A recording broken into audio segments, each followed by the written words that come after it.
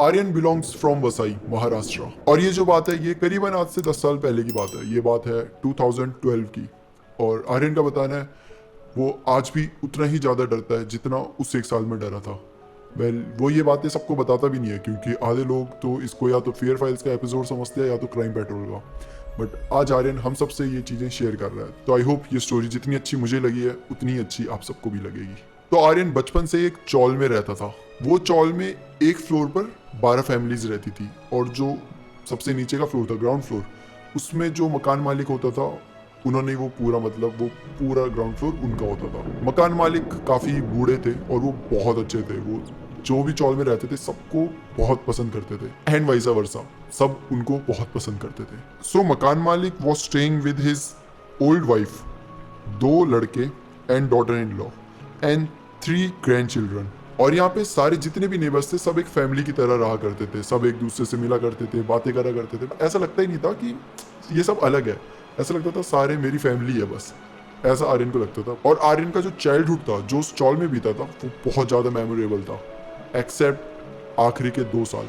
आखिरी के 2 साल में कुछ ऐसा हुआ था कि आर्यन अब वो चौल को याद तक नहीं करना चाहता। चौल के फर्स्ट एंड सेकंड रूम की एंट्रेंस अलग थी, बट सेकंड फ्लोर के एंट्रेंस के थ्रू जहाँ फर्स्ट फ्लोर था वहाँ एक रूम था जो चौल में सबसे बड़ा था। चौल के हर रूम में एक किचन, एक हॉल और एक बाथरूम था, और 3 कॉमन टॉयलेट थे जो कि ग्राउंड फ्लोर में थे। जैसा कि मतलब हर चौल में होता है, पब्लिक टॉयलेट्स होते हैं जहाँ पे कोई भी जा सकता है, यूज कर सकता है। बट जो ये बड़ा वाला रूम था, इधर एक किचन, एक बेडरूम, एक हॉल रूम, एक बाथरूम और एक टॉयलेट। इस रूम में 4 विंडोज थी। एक बेडरूम की विंडो जहाँ से पीछे एक बंगलो था उसकी बालकनी क्लियरली दिखाई देती थी। एक विंडो मेन डोर के बाजू में थी और एक विंडो हॉल में थी। तो ऐसा कुछ ये रूम था और इतना बड़ा था। वेल ऑब्वियसली बड़ा रूम है तो इसके प्राइसेस भी काफी आई थे, तो इसलिए मोस्टली जो वो फैमिलीज चौल में रहती थी वो इस रूम में नहीं रहती थी, तो ये रूम खाली पड़ा रहता था। और अब आ जाता है 2011 में एक और जॉइंट फैमिली वहाँ पे रहने के लिए आती है, जिससे शायद ही आर्यन मतलब मिला हो। पहली ऐसी फैमिली है जिनके किसी को भी नहीं पता कि सारे मेंबर्स कौन है, कैसे हैं। वो काफ़ी इंट्रोवर्टेड फैमिली, जैसे होता है ना कंजर्वेटिव फैमिली की, अपना रूम में ही रहेंगे, ज़्यादा बाहर नहीं निकलेंगे, ज़्यादा बात नहीं करेंगे, इस टाइप की वो फैमिली थी। बट धीरे धीरे सबको ऐसे पता लग गया था कि उस फैमिली में 2 लड़के हैं जिनमें से एक लड़का मैरिड है। आर्यन प्रीटी श्योर था कि जो चौल की बाकी आंटीज हैं उन्होंने तो एटलीस्ट इन फैमिली वालों से बात करी होगी, बट आर्यन ने कभी इन्हें देखा नहीं था किसी से भी बात करते हुए। बट हाँ, ऐसा हो ही नहीं सकता कि इतने बड़े चौल में एक फैमिली रह रही है जिससे किसी ने बात ना करी हो। कुछ आंटीज ने ऑब्वियसली करी थी, और वो बताती है कि जो ये फैमिली काफ़ी अच्छी है और काफ़ी हेल्पफुल है, जिससे कि सब खुश थे कि अच्छा ठीक है, अब जो भी हमारे साथ रह रहे हैं वो भी अच्छे लोग हैं, तो बढ़िया है, आराम से हम सब रह सकते हैं। तो ऐसे कुछ दिन बीत जाते हैं और नॉर्मल सबकी लाइफ चल रही होती है। अब क्या होता है, ये जो बड़ा सा रूम होता है ना, इसके साथ ही एक गैलरी होती है बहुत बड़ी, जहाँ पे बहुत अच्छी हवा आती थी। और आर्यन और उसके दोस्त वहाँ बैठ के काफ़ी मतलब टाइम पास करते थे, वहीं बैठे रहते थे, क्योंकि वहाँ सबसे अच्छी मतलब ऊपर से एकदम फ्रेश हवा आती थी। तो आर्यन का वो एक स्पॉट बन गया था जहाँ वो आराम से अपना टाइम स्पेंड करता था, और वो उसके घर के जस्ट ऊपर था थोड़ा सा ही, तो आराम से वो वहाँ पे टाइम बिताता था। तो ऐसे ही होता है, एक बार आर्यन स्कूल से आ रहा होता है और वो वही मम्मी बोल रहा था मैं तो वहाँ बैठूंगा थोड़ी देर, आराम से हवा लूँगा, दोस्तों से बातें करूँगा और उसके बाद मैं आराम से घर आऊँगा। तो तभी आर्यन की मम्मी बोलती है कि नहीं बेटा, आज उस गैलरी में मत बैठना। वेल आर्यन को बड़ा अजीब सा लगता है कि क्यों, मैं तो रोज़ बैठता हूँ, आज ऐसा क्या है। तो मम्मी कुछ नहीं बताती, वो बोलती है चलो चलो घर चलो। जैसे अब हम ऊपर सीढ़ियों की तरफ बढ़ रहे हैं, मैं वो बड़ा सा रूम देखता हूँ जिसमें वो फैमिली रह रही होती है, और पहली बार वो पूरा बंद है, डोर लॉक्ड है, सब विंडो सब बंद है, ऐसे हमेशा खुला रहता था और विंडोज़ भी खुली रहती थी। तो मैं पूछता हूँ मम्मी से, क्या हो गया यहाँ पे, सब कुछ सही है, बंद क्यों है। मम्मी कुछ नहीं बताती और वो बोलती है चलो चलो ऊपर चलो। जैसे ही स्टेयर्स चढ़ रहे होते हैं तब आर्यन को उसकी मम्मी कुछ बताती है, जिससे आर्यन के होश उड़ जाते हैं। आर्यन की मम्मी बताती है कि जब तुम स्कूल में थे आज, तो इस रूम में जो बहू थी उसने सुसाइड कर ली थी। जो मैंने आपको बताया था कि उसमें 4 विंडोज़ है और एक विंडो है जिससे पीछे जो बंगलो था वो उसकी बालकनी दिखती थी। तो उस बंगलो में ऐसे ही एक बार ग्रैंडपा आए होते हैं उसी टाइम पे, और वो ऐसे देखते हैं तो उन्हें उस खिड़की से वो बहू की ऐसे जो बॉडी होती है वो दिखती है ऐसे लटकते हुए। तो जल्दी से ओनर को कॉल करते हैं, जो मकान मालिक नीचे ग्राउंड फ्लोर में रहता था, उन्हें कॉल मिलाते हैं, और उन्होंने फिर ये जो पूरी फैमिली को बताया होता है। ये पूरी फैमिली उस टाइम पे नहीं होती वहाँ पर, तो सबको इन्फॉर्म करा जाता है कि आपके घर में ऐसा ऐसा हो गया, तो प्लीज़ जल्दी आएँ। कुछ ही देर में वो पूरी फैमिली आ जाती है और सब बहुत ज़्यादा शॉक में है कि कैसे उनके रूम में किसी ने सुसाइड कर लिया है। तो सब बहुत शौक में है, सब रो रहे हैं, सब हैरान है। और उनसे ज़्यादा हैरान है चौल वाले, खासकर आर्यन। इन सब के दिमाग में ये चल रहा है कि पूरी फैमिली एक साथ बाहर कहाँ गई थी, कहाँ थे सब जब ये सुसाइड हुआ तो। और ऐसा पहली बार हुआ था कि ये गेट बंद था। इसका मतलब मैंने पहले बताया था आपको कि इंट्रोवर्टेड फैमिली बाहर जाती नहीं थी, ये अपने ही रूम में रहती थी। आज ही सबके सब बाहर चले गए और आज ही ये सब हो गया। तो ये चीज़ें बड़ी खटक रही थी सबको। चौल में जितनी भी आंटीज थी सब बहुत ज़्यादा डर चुकी थी इस इंसिडेंट से। ऑब्वियसली कोई भी डरेगा। एंड वहाँ पे इस टाइम पे कोई भी मर्द नहीं था, क्योंकि दिन का टाइम था तो सारे मर्द जितने भी थे वो काम करने के लिए गए हुए थे।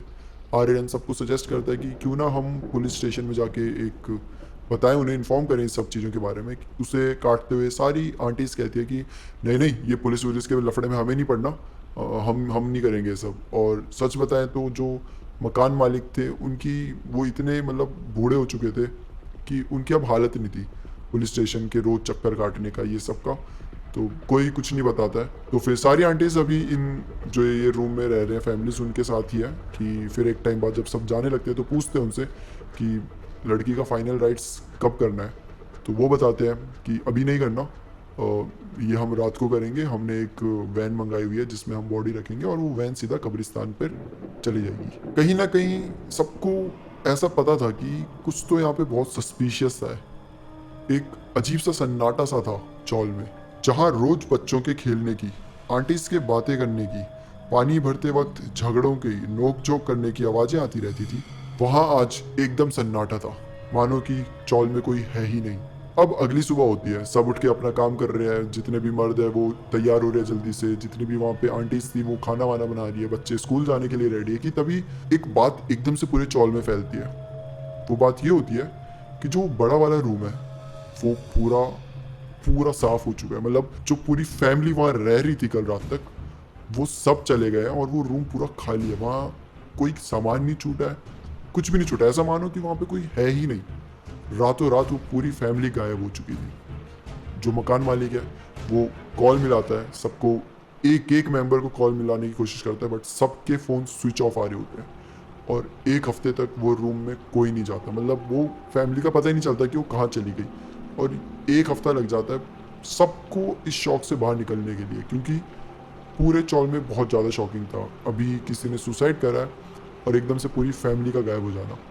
और कहीं ना कहीं सबको शक भी था कि ये शायद सुसाइड नहीं है, कुछ तो गड़बड़ है।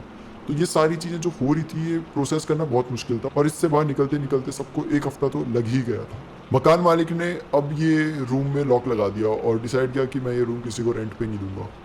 वेल, जो मकान मालिक के दो छोटे बेटे थे वो कनाडा में भी रहते थे और वो उनका मतलब ये प्लान था कि हम इस चौल को तोड़वा कर यहाँ पे दो बड़े बड़े बंगले बनाएंगे। तो ये डिसाइडेड था कि ये चौल टूटेगी, बट कब ये नहीं पता था।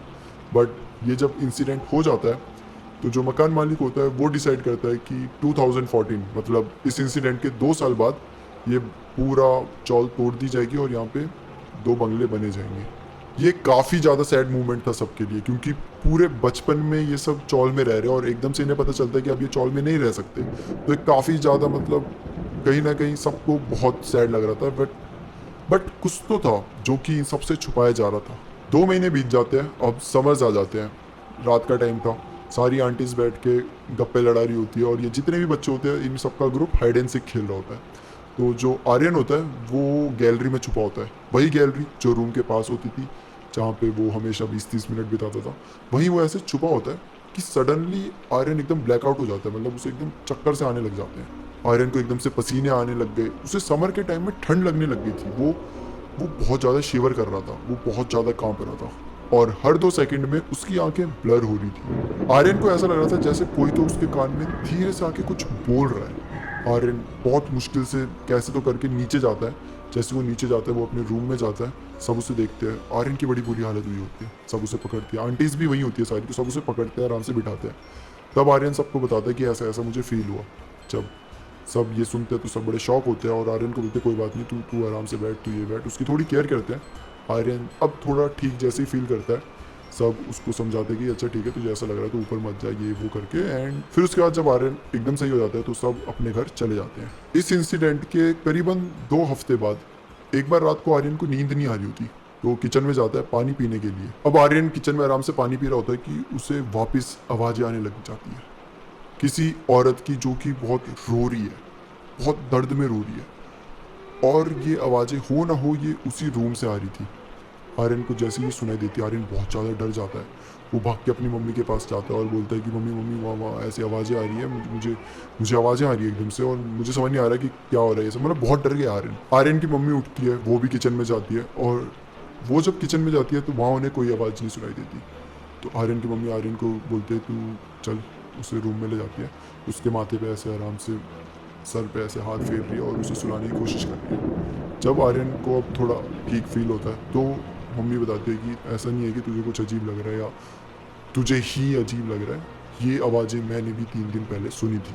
तो ऐसा मत सोचना तेरे साथ कुछ ऐसा हो रहा है, ये थोड़ा कॉमन है, तो थोड़ा दिल पे मत लेना, ऐसा ज़्यादा मत सोचना इस बारे में, ठीक है। तो आर्यन को मम्मी ये सब समझाती है और सुला देती है।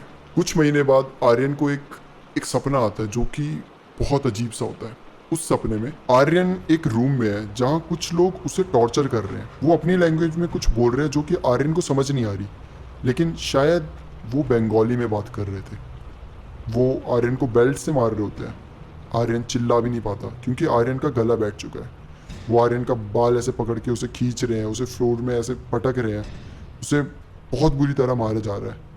और तब आर्यन को 2 लोग दिखते हैं और वो जो 2 लोग होते हैं वो और कोई नहीं, वो होते हैं जो उस रूम में रह रहे थे।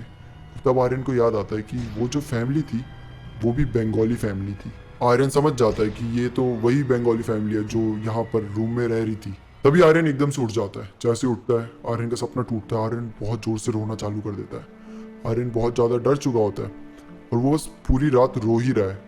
आर्यन का पूरा दिन बड़ा अजीब से जा रहा है। वो क्लास में गया तो वहाँ बिल्कुल अटेंटिव नहीं है, उसका दिमाग कहीं और ही घूम रहा है। और जब वो वापस आता है अपने रूम में आता है तो अपने भाई को पूरा बताता है कि मुझे ऐसा ऐसा सपना आया और बड़ा अनईजी सा फील हो रहा है। आर्यन का भाई उसे बताता है कि तू अकेला नहीं है, ये सपना मुझे भी आया था और मेरे साथ कई ऐसे लोग हैं जो चौल में रहते हैं, उन्हें भी आया है। आर्यन वापस अपने पूरे ग्रुप को बुलाता है और तब आर्यन को पता चलता है कि उसके ग्रुप में भी कई ऐसे बच्चे हैं जिन्हें यही सेम सपना आया है। और अब ये सब समझ जाते हैं कि वो जो लड़की थी वो कोई सुसाइड नहीं था, वो एक्चुअली में उसे टॉर्चर करा गया था और वो एक मर्डर था। अब एक और महीना बीत जाता है। सारी फैमिलीज धीरे धीरे चौल से मूव आउट करने लग जाती है क्योंकि 2014 में चौल टूटने वाला है, सबको पता होता है। तो अब करीबन 7-8 फैमिलीज रह गई है सिर्फ पूरे चौल में। और एक रात को ऐसे ही पावर कट होता है। अब जब पावर कट हो गया तो हर जगह अंधेरा है, तो सारी आंटी फिर से बैठ के अपनी बातें कर रही है। ये सारे दोस्त मिल चुके हैं, सब अपने अपने ग्रुप के साथ बिजी हो चुके हैं कि तभी आर्यन की एक दोस्त थी रूपाली, वो उन्हें एक चीज़ बताती है जो शुरू में बताया था ना कि ये बिल्डिंग टूट रही है बट इनसे कुछ छुपाया जा रहा था। रूपाली आज बताती है कि वो क्या चीज़ थी जो कि छुपाई जा रही थी। तो चौल में एक त्रिलोक नाम के अंकल रहा करते थे जो कि काफ़ी मतलब पियक्कड़ थे। वो बहुत पीते थे, हर रात को पीकर ही आते थे और उनका पाव भाजी का ऐसा धंधा था। तो लेट नाइट ही आया करते थे क्योंकि पार्टी वार्टी करके ही आते थे। तो जिस दिन ये जो सुसाइड हुआ था और ये फैमिली ने कहा था कि रात को एक वैन आएगी जिसमें हम बॉडी को लेकर जाएंगे कब्रिस्तान तक, तो ये बात उस रात की है। करीबन 2 या 2:30 बज रहे होंगे। त्रिलोक अंकल अपना वैसे ही पी कर आ रहे हैं आराम से और ऐसे मतलब थोड़े से हैंगओवर में एंड ऐसे चल रहे हैं। वो ऊपर चलते हैं तो वो देखते हैं कि कोई वैन नहीं आई है नीचे, कुछ भी नहीं होता। बट जो पूरी फैमिली होती है वो ना सब पैक करके जा रहे हैं और एक बड़ा सा सूटकेस है, 2 सूटकेस होते हैं बड़े से, वो लेकर जा रहे हैं। और बार बार जो उन्होंने पकड़ा हुआ है, पहली बात तो ग्लव्स ऐसे काले रंग के होते हैं कुछ अजीब से, उससे वो पकड़ा हुआ है। जिन्होंने भी पकड़ा उन्होंने ही वो ग्लव्स पहने, बाकी किसी ने नहीं पहने। और उस पर बार बार ना स्प्रे छिड़क रहे हैं कुछ अजीब सा, बार बार स्प्रे छिड़के जा रहे हैं, बार बार साफ कर रहे हैं। और त्रिलोक अंकल उन्हें ऐसे देखते हैं बट वो अपने नशे में होते हैं तो ज़्यादा कुछ पूछते नहीं है। वो वहाँ से अपने रूम की तरफ चले जाते हैं। जब सुबह इनको पता चलता है कि ऐसा कुछ हुआ था यहाँ पर और ये फैमिली के यहाँ सुसाइड हुई है ये सब, तब त्रिलोक अंकल जितने भी वहाँ पे आदमी होते हैं, मर्द होते हैं, उन सबको बताते हैं कि मैंने रात को ये सब ऐसा ऐसा देखा था। और ये सब मकान मालिक को पता होता है और जितने भी बड़े वहाँ के मतलब मर्द होते हैं उन्हें पता होता है। और ये बात इन्होंने सबसे छुपा के रखी होती है। तो जो रूपाली के पापा होते हैं वो भी उनमें से एक होते हैं जिन्हें बात पता होती है और वो रूपाली को बता देते हैं बात, ये बोलकर कि तुम किसी को मत बताना, बट आज रूपाली ये बातें सबको बता देती है, मतलब अपने ग्रुप में अपने दोस्तों को बता देती है। और तब सब समझ जाते हैं कि जितने भी बड़े लोग थे इन सबको पता था कि ये मर्डर है। अगले दिन ही पता चल गया था कि ये कोई सुसाइड नहीं था, ये एक मर्डर है। और शायद इसी वजह से ही ये जो चौल है ये टूट रही है, क्योंकि कोई भी आदमी नहीं चाहेगा कि उसकी चौल में मर्डर वर्डर हो गया, मतलब कोई भी वहाँ नहीं रह सकता जहाँ पे ये सब हो गया हो ऑलरेडी। तो ये चीज़ें अब आर्यन को पता चलती है। बट अब क्योंकि इस बात को बहुत महीने हो चुके होते हैं, तो अब कोई भी इस चीज़ का कुछ कर नहीं सकता था। अब 3-4 महीने में शायद आर्यन और उसकी फैमिली भी जा ही रही थी छोड़कर। तो ये जो 3-4 महीने होते हैं, ये आर्यन और उसके जो भाई होते हैं वो पूरे बहुत रिग्रेट में निकालते हैं कि शायद हम कुछ कर सकते थे, शायद हम कंप्लेंट कर देते, पुलिस को बता देते, कुछ भी कर सकते थे। बट वो इतने फ्रीली नहीं घूम रहे होते जिन्होंने भी ये सब किया है। और वो आज फ्रीली घूम रहे हैं, इसी वजह से वो जो लड़की की आत्मा है वो आज भी यहाँ पर कहीं ना कहीं कैद है। इसलिए हमें उस गैलरी से वो आवाज़ें सुनाई देती है, हमें उसके चिल्लाने की, उसकी दर्द वाली आवाज़ें अभी भी सुनाई देती है। एंड हम सबको सपने आते हैं। कहीं ना कहीं वो लड़की अभी भी चाहती है कि उसको इंसाफ मिले। और ये सोच सोच के आर्यन और ज़्यादा बुरा फील कर रहा था। फाइनली 2 महीने बाद आर्यन अपनी फैमिली के साथ मूव आउट हो जाता है और करीबन 2-3 महीने बाद वो चौल पूरी टूट जाती है। वेल आज की डेट में मकान मालिक भी मतलब नहीं रहे, उनकी भी डेथ हो गई है। बट जहाँ वो चौल हुआ करती थी, आज की डेट में वहाँ पे 2 बड़े बड़े बंगले हैं और उन बंगले का नाम भी वही है जो चौल का होता था, जहाँ पे ऑब्वियसली मकान मालिक के 2 बेटे रह रहे होते हैं। इस बात को करीबन 10 साल हो चुके हैं, बट आज भी आर्यन ये बातें नहीं भुला पाया है। आज भी कहीं ना कहीं उसे ये याद आ ही जाती है कि बहुत कुछ ऐसा हो सकता था जो कि वो सही कर सकता था, जिसकी वजह से शायद उस आत्मा को मुक्ति मिल जाए, जिसकी वजह से शायद वो लोग पकड़े जाते। बट उन्होंने ऐसा कुछ भी नहीं किया और उसका रिग्रेट आर्यन को आज तक है। आर्यन आज भी वो सारी चीज़ें सोच के डरता है, उसे रिग्रेट तो होता ही है और वो बस प्रे करता है कि वो जो सोल थी, वो जो लड़की की वहाँ पर सोल कैद थी, उसको मुक्ति मिल जाए और वो बस जहाँ पे भी वो खुश हो।